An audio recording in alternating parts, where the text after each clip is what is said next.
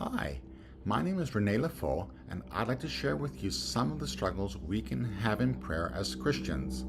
In my life, there have been 5 stages thus far, covering a span of 30 plus years. Here is stage 1. At first, I felt rich, then became poor, and then experienced dryness in prayer.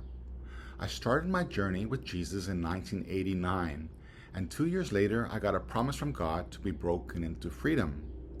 Shortly afterwards, I entered a state called the dark night of the soul, as described by St. John of the Cross when I became ill with schizophrenia. I felt broken, pain, and disorientation. No more pleasure, no more consolation. I felt powerless, weak, and crushed. I found myself looking for light in a dark tunnel. There was no immediate way out, except to journey in the dark with Jesus all the way forwards. When I finally had a genuine diagnosis a year later, I started taking medications, and my recovery began.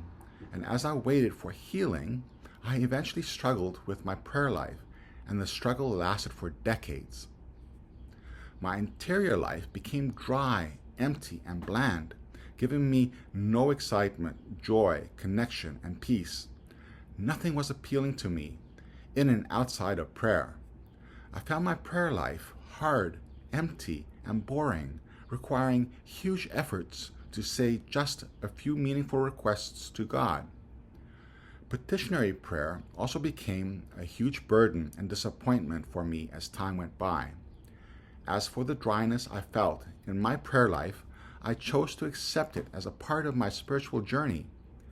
As for my diagnosis of schizophrenia back then, God kindly informed me that my symptoms weren't my final destination. There was hope and healing on the way. It was, however, to be a part of my journey for a long time.